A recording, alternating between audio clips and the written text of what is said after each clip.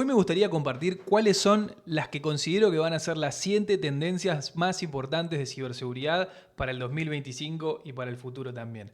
Yo no tengo la bola de cristal ni puedo predecir el futuro, pero lo que sí puedo hacer es consultar diversas fuentes y ver qué patrones aparecen y cuáles son la mayoría de las opiniones respecto a lo que puede llegar a pasar al futuro, y con muchas de ellas yo coincido.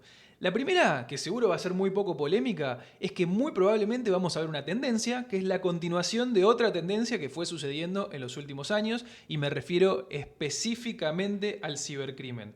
Me refiero al cibercrimen desde los fraudes más ordinarios que ocurren por WhatsApp y en redes sociales, como también en las grandes extorsiones y secuestros virtuales a instituciones, organizaciones y empresas de todos los tamaños, especialmente es una realidad en América Latina. Dentro del cibercrimen, a mí me gustaría enfocarme particularmente en dos cosas. En primer lugar, en la gran amenaza latente del ransomware, que para quienes no estén familiarizados, el ransomware no es nada más que un tipo de malware, un tipo de virus que deja nuestra información inutilizable y luego solamente se puede recuperar después del pago de un rescate, el cual nos entrega una llave de desencriptación, y de esa manera el adversario se sale con la suya. Obtiene dinero, generalmente a partir de criptomonedas, basado en criptomonedas, y después nos devuelve esta especie de secuestro digital. Este es el tipo de ataque más común, especialmente en las grandes organizaciones y en las grandes empresas. Pero en segundo lugar, quiero demarcar un claro crecimiento en lo que son los ataques basados en suplantación de identidad. Esto es especialmente cierto en América Latina. Muchísimos ataques a las redes sociales, estoy hablando de Facebook, de Instagram, muchos ataques especialmente a robos de cuentas de WhatsApp, donde se hacen pasar por nosotros y luego le demandan dinero a familiares y amigos. Así como hemos visto un crecimiento en los últimos años, nada parece indicar que esto continúe creciendo todavía más. La segunda tendencia a la cual quiero hacer referencia es, obviamente, y no voy a sorprender a nadie, a la inteligencia artificial. Y quiero hablar sobre 4 maneras en que considero que la inteligencia artificial se conecta con la ciberseguridad. Lo primero que probablemente vamos a ver es un crecimiento en ataques utilizando inteligencia artificial, ataques con inteligencia artificial. Es decir, cómo los adversarios, cómo los atacantes, cómo los hackers pueden volverse más eficientes, pueden volverse más productivos utilizando herramientas de inteligencia artificial. El ejemplo bien claro es cuando alguien intenta hacer ingeniería social o engañarnos utilizando deepfakes o utilizando evil GPTs, o cuando un adversario utiliza inteligencia artificial para desarrollar malware, para desarrollar mejores payloads. Entonces pensemos en toda esa órbita que probablemente vamos a ver crecer de cómo cada vez más adversarios usan inteligencia artificial para mejorar sus ataques. El segundo subpunto que quiero mencionar es los ataques que están dirigidos a los sistemas de inteligencia artificial, que esto es diferente. Déjame explicarte un poco más. Nosotros tradicionalmente estábamos acostumbrados a que los sistemas informáticos cambien su comportamiento cada vez que liberábamos una nueva versión. Es decir, sacábamos una nueva versión, escribíamos nuevo código, lo liberábamos a producción y el comportamiento cambiaba. Ahora estamos interactuando con sistemas que son dinámicos, sistemas que pueden autoaprender, o que pueden, mejor dicho, aprender en base a la interacción con otros usuarios. Entonces, de esta manera podemos decir que estos sistemas cambian su comportamiento sin que cambie una sola línea de código. Se van reentrenando a medida que van teniendo más interacciones. Entonces, eso habla de una problemática muy grande. ¿Cómo hacemos para testear este tipo de sistemas? ¿Cómo hacemos para probar este tipo de sistemas? ¿Cómo sabemos si alguien modificó los datos de entrenamiento de un sistema basado en inteligencia artificial? ¿Cómo sabemos si alguien modificó el modelo que se está utilizando para entrenar esos datos? Entonces, abre toda una nueva serie de problemáticas que, como me habrás escuchado decir si viste otro de mis videos, cuantos más activos digitales tengo, cuantos más sistemas tengo, mayor es mi superficie de ataque. Entonces, esa línea, tengo que pensar que si tengo nuevos sistemas basados en inteligencia artificial, seguramente tengo nuevos riesgos también. El tercer subpunto es lo que quiero llamar la ciberdefensa con inteligencia artificial. Así como los tipos malos, los tipos rudos, los hackers, los adversarios pueden utilizar los sistemas con inteligencia artificial para atacarnos mejor, nosotros también podemos defendernos mejor con ellos. Esto es análogo, así como le podemos dar mayor productividad al atacante, también le podemos dar mayor productividad al centro de operaciones de seguridad y a todos los equipos de seguridad, sea que sean ciberseguridad ofensiva o ciberseguridad defensiva, sea para identificar vulnerabilidades antes de que las identifique un hacker, o sea también para poder escribir mejores consultas de detección o inclusive para mejorar la respuesta automática ante amenazas. Yo siempre digo lo mismo, si Marcelo se conecta todos los días a las 9 de la mañana desde Florida, Estados Unidos, y ese mismo día se conecta a las 9:05 desde Moscú, Rusia, algo está mal, no necesito un agente humano, lo que necesito es un sistema inteligente que pueda detectar y actuar en tiempo real. Y el cuarto punto del cual quiero hacer referencia en la parte de la inteligencia artificial es simplemente el mal uso. Una gran preocupación que no necesariamente tiene que estar asociada a un actor ofensivo, pero simplemente cuando cometemos errores utilizando sistemas basados en inteligencia artificial que tienen sus propias debilidades inherentes. Por ejemplo, no sé si escucharon hablar del concepto de alucinaciones, cuando un sistema simplemente está convencido de que está dando una información correcta cuando en realidad no lo es. También puede ocurrir el caso de exfiltración accidental, donde algún empleado o alguna persona está entregando involuntariamente o sin darse cuenta o a través de un accidente información sensible de una organización que luego se está usando para entrenar un modelo. Entonces, todo ese tipo de escenarios que no necesariamente tienen una finalidad maliciosa, pueden estar ocurriendo y están empezando a ser un dolor de cabeza para muchas personas también. Bien, bueno, ya cubrimos la primera y la segunda. Vamos a la tercera. Quiero hablar de cripto. Bueno, seguramente, al menos al momento de estar haciendo este video, que es a principios del 2025, el Bitcoin está en máximos históricos y esto se atribuye principalmente, entre muchas otras condiciones, a el anuncio de Donald Trump como candidato presidencial o presidente, debería decir, de Estados Unidos.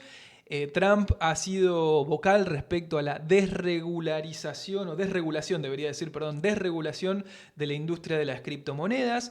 Y esa desregulación, lo que en otras palabras sería una reducción de la presión regulatoria, debería darle más libertad a las fintechs y a las empresas que están operando en cripto, y esa mayor libertad se puede ver interpretada como algo positivo para las cripto, y de esa manera este aspecto positivo va a llevar a que más personas quieran subirse a este tren y por consiguiente el precio del activo suba. Entonces, ¿por qué estoy diciendo todo esto? Lo estoy diciendo por algo bien simple, que es que cuanta más actividad económica veamos en un sector, mayor es la probabilidad de que atraiga todavía más cibercrimen a ese sector.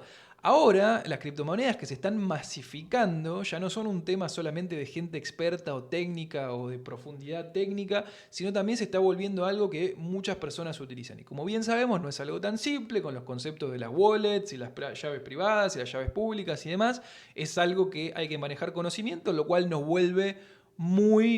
deja muy expuestos a robos, a ataques, a fraudes, etc., ¿no? Y acá no hay un banco que me respalde o una institución gubernamental, que me respalde tampoco. Así que atención con eso. Solamente para compartirles una estadística, hay algunas cifras que compartió Reuters hace un poquito tiempo que dice que por lo menos se sabe de 2.2 billion, en español sería 2.200 millones de dólares, que fueron robados en criptomonedas durante 2024, que fue un crecimiento respecto a el año anterior. Este crecimiento en robo de criptomonedas se debe principalmente, o se atribuye principalmente a actores asociados con Corea del Norte, que son algo así como los especialistas en todo lo que se trate de fraudes con criptomonedas. Y estaba haciendo la cuenta, más o menos 2.2 billion, o sea, 2.200 millones de dólares, corresponde aproximadamente a la milésima parte del valor bursátil de todo lo que sería Bitcoin en este momento, ¿no? Algo que depende de cómo lo veas, puede ser relevante o puede no ser relevante. Pero no quería dejarlo sobre la mesa. Pensemos de nuevo, más actividad económica, más chances de que haya cibercriminales actuando alrededor de eso. Me quiero mover a la cuarta. Ya cubrimos las tres primeras, ahora vamos a la cuarta. Quiero hablar de ciberguerra. El mundo en este momento está en un lugar extremadamente inestable, con actividad, con conflictos, tanto en Europa como en el Medio Oriente, con Asia en un momento de inestabilidad, Estados Unidos siempre en el medio. Yo siempre digo, creo que en América Latina somos los únicos que no estamos necesariamente expuestos a este tipo de cosas. Siempre digo, nuestra principal amenaza es el cibercrimen. Sin embargo, me parece que es interesante que le pongamos un ojo a este tema, porque podemos ver lo que está pasando en otros lugares, porque el día de mañana podría pasarnos a nosotros. Me quiero referir específicamente a campañas de influencia o campañas de propaganda, en donde distintos actores pueden aprovechar a través de clickbait, a través de troll farms, a través de manipulación algorítmica, causar y crear contenido sensacionalista que genera reacciones y luego finalmente forma opiniones en distintas personas, en distintos grupos, etc. Esto puede ser político, puede ser activista, puede ser de un montón de sabores y de combinaciones, pero es una realidad que está ahí afuera y hoy en día los sistemas pueden ser vulnerados, pueden ser explotados y de esas maneras pueden usarse para formar ciertas opiniones entre ciertos grupos de personas. También lo que hemos visto muy comúnmente en las ciberguerras, directamente disrupción, es el buscar impactar principalmente infraestructura crítica. Cuando me refiero a infraestructura crítica, me refiero a transporte, energía, servicios financieros, telecomunicaciones, sector público, todas aquellas industrias en donde realmente si no funcionan, el país no funciona. Entonces esto es una manera de disrumpir a un adversario geopolítico, si se quiere. Hemos visto muchísima utilización de wiper malware en los últimos, diría por lo menos, 2 o 3 años, más crecimiento y probablemente vamos a seguir viéndolo en el 2025 también, que eso siempre viene de la mano del espionaje, que el espionaje es mucho más difícil de medir, es una especie de ataque silencioso. Si yo te estoy espiando, no quiero que sepas que te estoy espiando, si no, no sería un espía, pero sabemos que es una realidad que aqueja y parte y es una combinación letal que viene tanto la disrupción como el espionaje en el ámbito de la ciberguerra. Así que como dije antes, no es algo que necesariamente nos pase en América Latina, pero sí me parece que es algo para ponerle un ojo encima y prestar atención porque el día de mañana esto podría ser adoptado por cibercriminales o el día de mañana la condición geopolítica en América Latina podría cambiar. Bien, estamos cubriendo casi todo. Ahora me quiero mover a la siguiente y es el trabajo remoto. Hay muchas cifras que apuntan a que una abrumadora mayoría de las personas prefiere algún tipo de trabajo híbrido. Es decir, tener la posibilidad de ir a una oficina en algún momento, pero también tener la libertad de trabajar desde casa cuando sea adecuado o cuando consideren pertinente. Y al mismo tiempo hemos visto en 2024 cómo muchas compañías empezaron a mandar lo que se dice como RTO, Return to Office, lo diríamos en español, volver a la oficina, ¿no? Y esto muchos expertos, y yo coincido con esto, creen que se debe principalmente porque hoy estamos en un mercado en donde hay una dinámica de poder por parte de los empleadores. Ya no estamos en ese mercado donde llueven las ofertas laborales como era durante la pandemia. Hoy estamos en un mercado un poquito más recesivo, con tasas de interés más altas, con una situación completamente diferente, con muchas elecciones presidenciales en distintos países del mundo. Entonces todas las empresas dicen, bueno, frenemos un segundito, vamos a tener... Pero hay que fondear la carrera de los chips, hay que comprar inteligencia artificial, hay que armar el data center más grande para tener los mejores modelos. Entonces las empresas fueron recortando todo eso y el mercado laboral definitivamente no está como estaba en los últimos años. Y una manera de controlar esto fue a través de estos mandatos de vuelta a la oficina, ¿no? El famoso RTO. Pero esta dinámica está cambiando ahora que el mercado se está soltando un poquito más, que las tasas de interés empezaron a bajar, que la inflación se calmó. ¿Qué va a pasar con esto? ¿Los empleados vamos a demandar, vamos a seguir exigiendo el trabajo desde casa? Entonces, eso es una pregunta que dejo ahí planteada. Yo soy de los que creen que probablemente vamos a ver un relax en este tema y probablemente volvamos un poquito más al trabajo, al menos híbrido. Pero vos dirás, bueno, está bien, buenísimo, gracias Marcelo. ¿Y qué tiene que ver esto con la ciberseguridad? Te lo explico en términos muy simples. Cuando nosotros trabajábamos desde la oficina, era muy claro cuál era el perímetro de seguridad. El perímetro de seguridad era la oficina corporativa, ¿verdad? Porque para yo poder trabajar, para yo poder conectarme a la red corporativa, tenía que pasar por un control de acceso físico, tenía que pasar por un checkpoint donde generalmente había un guardia de seguridad en la puerta, yo tenía que escanear mi credencial, si me echaban mi credencial dejaba de funcionar, tenía que subir al ascensor, la gente me conocía, sabían, este es Marcelo, este no es Marcelo. Entonces había controles físicos para validar la identidad de las personas. Después, cuando nos fuimos a casa, el perímetro de seguridad efectivamente se empezó a convertir en la identidad, porque hoy en día, si alguien, o en ese momento debo decir, si alguien tenía mi usuario y mi contraseña y no había ninguna otra forma de validar identidad, alguien se metía adentro y causaba esto que podemos llamar insider threats, ¿no? Que son amenazas desde adentro. Insider threats habla cuando te atacan desde adentro, que puede ser que alguien impersonó, se hizo pasar por ti, o puede ser también que un empleado o alguien que tiene malas intenciones y quiere causar algún daño a la empresa puede causar un daño desde adentro también. Pero lo que quiero decir es que esto es uno de los desafíos del trabajo híbrido, que es que los equipos de ciberseguridad no solamente tienen que ocuparse de todos los riesgos del mundo físico, es decir, control de acceso físico, las redes que sean seguras en los lugares de trabajo, que nadie deje un USB contaminado ahí tirado arriba de la mesa, todo ese tipo de cosas que vienen del mundo físico.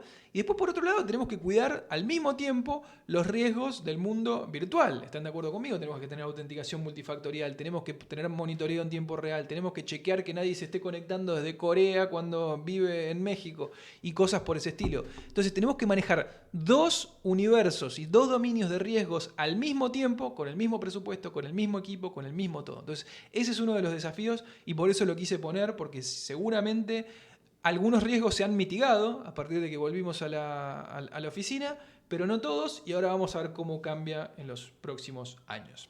Muy bien, estamos avanzando bien. Vamos a ir por la sexta, anteúltima. Quiero hablar de la computación cuántica, obviamente. Es altamente improbable que veamos un avance, un breakthrough en 2025 que nos permita tener una computadora cuántica funcional, o al menos no hay evidencia que yo haya recibido o haya podido ver que diga que vamos a tener una computadora cuántica en 2025, aunque probablemente está desarrollándose en secreto o lo que sea, ¿no? Pero bueno, a lo que sabemos hoy en día es que estas supercomputadoras cuánticas hoy realmente cada qubit que queremos agregar es inestable, es difícil, pierde el estado, es muy sensible. Entonces, hoy no está siendo una realidad escalable, no quiere decir que no lo vaya a ser el día de mañana. Sin embargo, si esto llegara a suceder, y especialmente si un adversario geopolítico llegara a tener acceso a una computadora cuántica, esto es un riesgo gigante. ¿Por qué?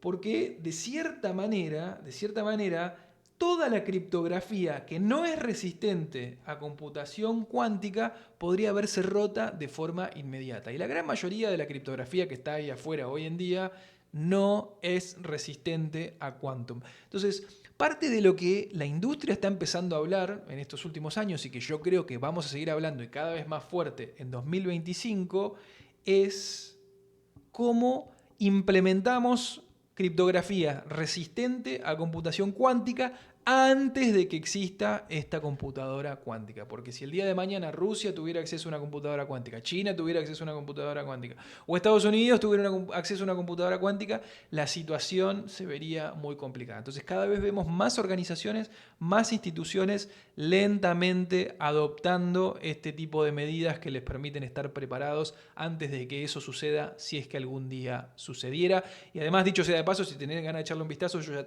tengo subido en mi canal un video sobre quantum computing que está explicado con un poquito más de detalle. Séptima y última de la cual me gustaría hablar es lo que voy a llamar la ciberseguridad en la cadena de suministro. Lo vas a encontrar en inglés también como Supply Chain Security.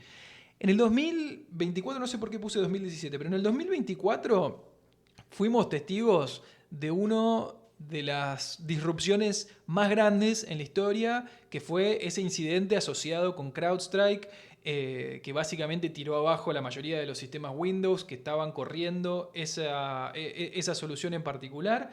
Y esto fue un accidente, pero recordarás que hubo mucha disrupción operativa. Vimos aeropuertos, vimos bancos, vimos un montón de situaciones complicadas.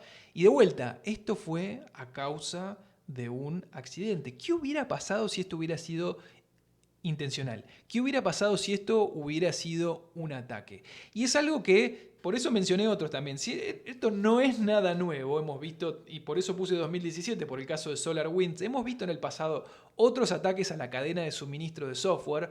Tenemos que pensar cada pieza de software que está dando vueltas, pensá en los sistemas operativos, pensá en los aplicativos, pensá en los frameworks.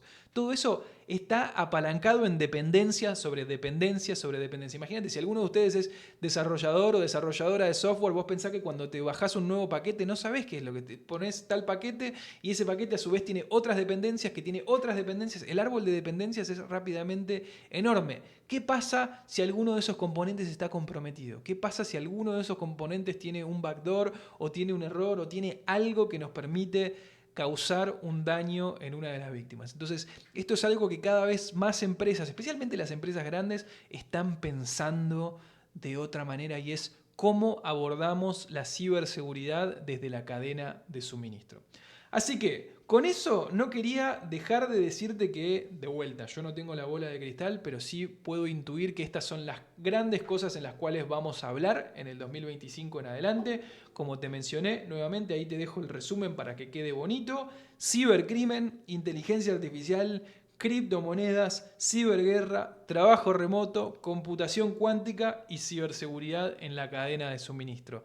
Espero que este video te haya sido de utilidad. Acordate que estos temas y muchos otros más también los vemos en vivo. En vivo sale por YouTube, sale por Twitch también. Si querés quedar conectado, también Instagram, qué sé yo. Están todas mis redes sociales ahí escritas. Y si algún tema te interesa y querés que sigamos profundizando, por favor no dudes en dejármelo en los comentarios porque la verdad que el feedback me sirve un montonazo. Millón de gracias como siempre, abrazo grande y hasta la próxima. Chau.